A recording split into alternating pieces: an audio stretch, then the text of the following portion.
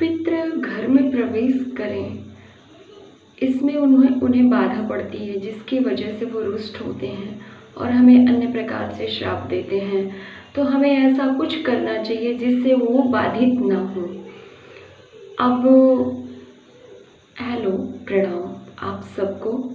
जितने भी नए सब्सक्राइबर हैं उन सब का दिल से आभार।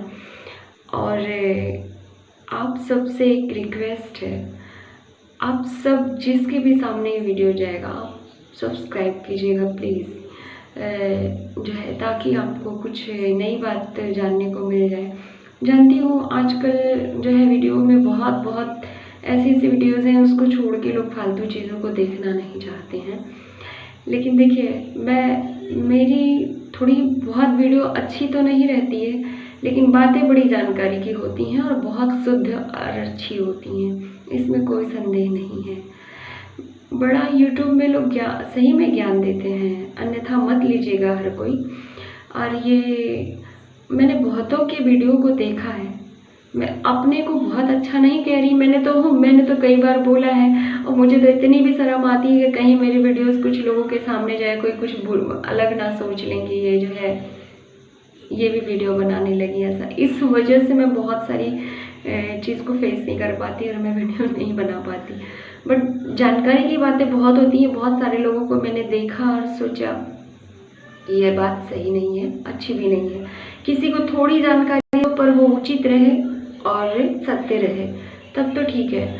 और कुछ भी, जैसे हमने किसी को देखा कि वो वीडियो बना रही थी, किसी ने पूछा था तो कह रही थी कि सूर्य भगवान की पूजा नहीं करनी चाहिए, पितृपक्ष में पितरों की पूजा कीजिए लेकिन सूर्य भगवान की पूजा ना कीजिएगा। अब आप बताइए, सूर्य पुराण में, शास्त्र में साफ साफ लिखा है सबसे पहले पूर्वज हमारे सूर्य देवता हैं, इसके बाद पितृ होते हैं और सूर्य के द्वारा ही हमें उनका तर्पण श्राद्ध जो भी करते हैं उन्हें मिल पाता है। तो हम सूर्य को अर्घ ना दें, ये कहाँ तक सत्य बात है? ज़रूर आप लोग कमेंट करके बताइएगा इस बात को। हम ये नहीं कह रहे हैं कि वो कुछ अलग बात बता रही हैं क्या कैसे, लेकिन कोई भी जानकारी अगर हमको तरीके से नहीं पता है तो हमें उसको पब्लिक में नहीं बोलना चाहिए, क्योंकि बहुत सारे लोग हमको फॉलो कर रहे हैं तो हमारी बात को सुनेंगे, उसको रिपीट करेंगे तो उससे उनका नुकसान होगा। इसलिए हम उसको यथार्थ तह तक जाके उसको देख लें। अगर हमें नहीं उसके बारे में जानकारी है तो हम गुरुओं से पूछ लें, ठीक है, तब हम उसके बारे में बताएं। या तो अपनी जैसे घरेलू जानकारी कुछ भी दीजिए, उसमें नहीं दिक्कत है, लेकिन अगर ये भगवान के बारे में कोई जानकारी देनी है तो वो सत्य हो तब तो ठीक है। चलिए खैर ठीक है, बुरा मत मानिएगा मेरी बात से please. I am sorry, I so sorry जितने भी लोगों को बोल रहा है। लेकिन ये बात मुझे थोड़ी सी खटक रही थी कि मतलब इतनी बड़ी बात को उन्होंने साफ साफ मना किया, बिल्कुल भी सूर्य देव की पूजा ना कीजिएगा। अब आप बताइए, हमने कहा ये तो गजब बात है। तो ठीक है, जो है हो सकता है उनको ना पता रहा हो, बेचारी को ऐसे बोल दी तो, लेकिन ऐसा नहीं है। आप दोबारा कीजिएगा कि सूर्य भगवान हमारे प्रथम पितृ हैं, हमारे पितरों के भी पिता हैं वो।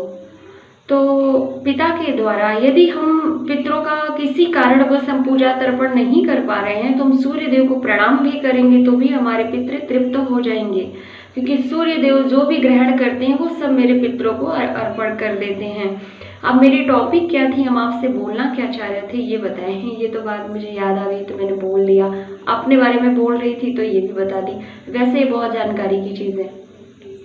अब हमें बोलना ये था कि पितृपक्ष में भूल कर भी किचन का दरवाज़ा आप लोग लॉक मत कीजिएगा। लॉक तो छोड़िए, जो दरवाजे को ऐसे चिपका देते हैं, मतलब बंद कर देते हैं, ऐसा बिल्कुल भी मत कीजिएगा। ये बहुत दोष होता है। दोष कैसा कि पितृ इससे नाराज होते हैं। अब क्यों होते हैं आप जानिए। पितरों का स्थान जल का है, ठीक है, ये हर कोई जानता होगा। नहीं जानते होंगे तो ये पुराणों की बातें हैं। क्योंकि देखिए, अब आप कहेंगे मैं पुराण पढ़ती हूँ, हाँ तो सही बात, मैं पुराण पढ़ती हूँ और पढ़ने के बावजूद वो तो छोड़ दीजिए, मैं गुरुओं के नज़दीक बहुत रहती हूँ, मेरे बचपन की आदत है, इसलिए मुझे बहुत सारी बातें जो है अपने गुरुओं से सीखने को मिलती हैं। तो वो चीज़ मैं आप लोगों तक पहुँचाना चाहती हूँ। अब पितृ जो उनका स्थान जल में है, तो वो किचन का जो जगह होता है, एक जल का जो जगह, अब पहले तो नल होता था, कुआं होता था, तो वहाँ रहते थे। अब जल में ही लोग आरओ वगैरह लगवा लेते हैं, तो वहाँ स्थान हो जाता है। और वहाँ भी अगर मटका कोशिश कीजिए हर कोई अपने अपने किचन में रखने की, तो बहुत बड़ी बात है, अच्छी बात है, हर महीने में रखना चाहिए। इससे वो जल भी पी लेते हैं और आके वहाँ निवास भी करते हैं, उस जल को देख के खुश भी होते हैं, हमें आशीष भी देते हैं। अब पितृपक्ष के टाइम में वो आते हैं किचन में जाने की कोशिश करते हैं, तो देखते हैं कि जब जल नहीं होता है वो तो श्राप देते हैं, क्रोधित होते हैं, क्योंकि जल से ही उन्हें सारी चीज़ दिखाई देती हैं कि घर का भविष्य कैसा है या घर में क्या चीज़ें हैं, तो उसी हिसाब से वो आशीर्वाद दे के जाते हैं। बाकी इनके श्राप देने की बहुत सारी बातें हैं, मैंने पहले भी बोला था, मेरी वीडियो आधी थी ही, मतलब आधी थोड़ी रह जाती हैं कि पूरी नहीं मैं बोल पाती हूँ। लास्ट में था कि ये नाराज कैसे होते हैं, तो आप कहीं भी ऐसी जगह ना जाइए, इनके बारे में कुछ अलग बात, गलत बात ना बोलिए जिससे ये रुष्ट हो, हमें श्राप दें, ठीक है। सबसे मेन चीज़ क्या होती है, किसी भी देवता के लिए श्रद्धा, और ये तो हमारे पितृ हैं, पितृ मीन्स अपने पूर्वज हैं, अपने आने से पहले जितने भी हमारे खानदान के पूर्वज हैं, ये वो हैं, ये श्रेष्ठ हैं, ये सब में श्रेष्ठ हैं, सबसे श्रेष्ठ हैं। जैसे किसी ने कहा जीते ही सब कुछ कर लो, अच्छे से खिला पिला दो, तो बाद में क्या जरूरत पड़ेगी। तो आपको सत्य बात बता दें, बाद में ये जरूरत पड़ती है, ये एक नियम है, एक विधि है। अगर ऐसा ना हो तो ये 15 दिन हो ही ना, ये आज से तो 15 दिन पक्ष का बना नहीं है, ये जमाने से है, आदिकाल से है, तो कुछ कारण से ही बनाए गए होंगे ना। अगर आपके जैसी रीति सबकी होती तो शायद ये तिथि बनाई नहीं जाती। इसमें हर कार्य वर्जित करे गए हैं। उन्होंने ये भी कहा था कि इसमें पूजा वगैरह नहीं करी जाती है, तो इसलिए नहीं करी जाती है, जबकि करना उत्तम है, जरूरी है, लेकिन करी भी क्यों, जानते हैं क्यों नहीं करी जाती?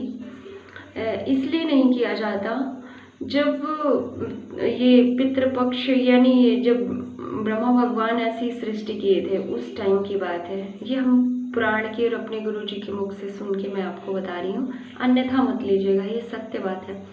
उस टाइम की बात है कि उन्होंने कहा देखो ये 15 दिन का जो पक्ष है, लोग अपने जो है पितरों में ही व्यस्त रहें। अन्य दिन होता है तो लोग कुछ ना कुछ बहाना कर देते हैं ना, हमारे यहाँ शादी है, विवाह है, कुछ है, हम कहीं पहुँच पाते हैं, कहीं नहीं पहुँच पाते हैं। लेकिन ये तिथि ऐसा कर दिया, इन दिनों में ऐसा कुछ किया जाए कि कोई बहाना ही ना रहे। कहने का मतलब है कि पितृ कार्य करना हमें अनिवार्य ही है। हर कार्य में हम बहाना कर सकते हैं, लेकिन पितृ कार्य में हम कोई बहाना नहीं कर सकते, ये मुझे करना ही करना है। और इसलिए इन दिनों में हर शुभ कार्य वर्जित किया गया है। आप किसी खुशी में, किसी और बड़े मतलब जैसे अपने किसी ओकेजन में आप फंसिए ना, ठीक है। सिर्फ और सिर्फ आपके सामने पितृ ही हो, आप इन्हीं के सेवा में लगे रहिए, तर्पण, श्राद्ध, जल आदि आदि में लगे रहिए। इसलिए 15 दिन हर देवताओं के लिए है कि, लेकिन फिर भी आप छोड़िएगा नहीं, देवताओं का कार्य इसलिए नहीं छोड़िएगा कि घर में उनको विराजमान करे हुए हैं, भले अपनी मर्जी से किए हैं। देवता हमारे, पितृ हमारे स्थिर हैं, कुल देवता हमारे स्थिर देवता हैं, ग्रह देवता हैं। और लेकिन जो भगवान की फ़ोटो हमने रखी है वो अपनी मर्जी से रखी है, जो हमें पसंद है, जो हमारे हृदय में रहते हैं, मैंने उनको विराजमान किया है। पहले घर में भगवान नहीं होते थे, भगवान की मूर्तियाँ, फोटो नहीं होती थी। पहले चौखट जो होता था उन्हीं की पूजा करी जाती थी, वहीं पर कुल देवता निवास करते थे। बहरहाल ठीक है, ये पहले की बात है। अब जब पितृ प्रवेश करते हैं किचन में तो नाराज होते हैं, क्योंकि खान पान पहले का था, जो हमारे पूर्वजों को पसंद होता था हम वही बनाते थे। पता नहीं क्या क्या खाते थे। पहले के समय में तो सूखी रोटी भी लोग खा लेते थे, क्योंकि बहुत सारा अनाज इकट्ठा नहीं होता था। किसी को कुछ पसंद था, किसी को तहरी पसंद है, किसी को खिचड़ी पसंद है, किसी को बड़े बड़े पकवान पसंद है, किसी को कुछ पसंद है। देवताओं की भी जो पूजा होती है, घर के देवताओं की, सबके यहाँ अलग अलग चीज़ें चढ़ती हैं।